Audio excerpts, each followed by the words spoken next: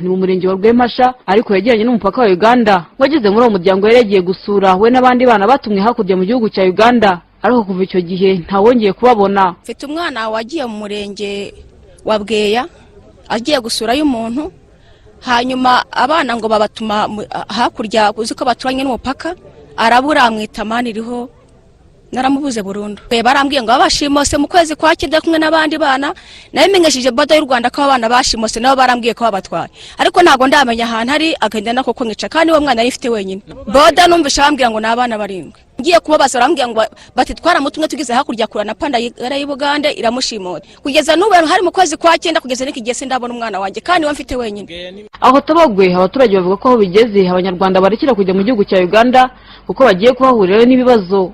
Inama nabagira rwose ngiye agahinda afite ko umwana wanjye wabuze ari we mfite, nuko bari abantu batwimye abana bacu babashimote bavuga yuko ari ntasi ari abana b'abaturage duturanye nabo, bakwiye kuduha abana bacu rwose niba bakiriho abana bacu rwose. Ngiye ko navuga ntagira umwana w'u Rwanda wongeye kujya Bugande nta mutekano dufitanye nabo. Twebwe turabona mwahashyira nk'urwego rwa gisirikare n'abaturage tukabigiramo uruhare, uwo bazajya bafata yagiye mbese bajye bamufata bamufunge. Ubwo utajya mu gihugu cya Uganda abaturage batabaga bongeye kubisabwa na guverineri w'intara y'Iburasirazuba Mufuruke Fred ubwo yagiranaga inama nabo kuri wa mbere y'iki cyumweru turimo. Serafine Uwineza Pamela kwa cyenda kugeza n'ikigese ndabona umwana wanjye kandi we mfite wenyine. Aho tabagwe abaturage bavuga ko bigeze abanyarwanda barekera kujya mu gihugu cya Uganda kuko bagiye kubahurira n'ibibazo.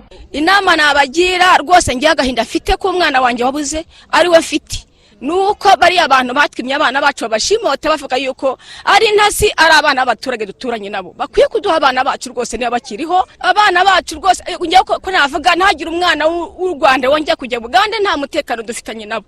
Twebwe turabona mwahashyira nk'urwego rwa gisirikare n'abaturage tukabigiramo uruhare, uwo bazajya bafata yagiye mbese bajye bamufata bamufunge. Ubwo utajya mu gihugu cya Uganda abaturage batabaga bongeye kubisabwa na guverineri w'intara y'Iburasirazuba Mufuruke Fred ubwo yagiranaga inama nabo kuri wa mbere y'iki cyumweru turimo. Serafine Uwineza Pamela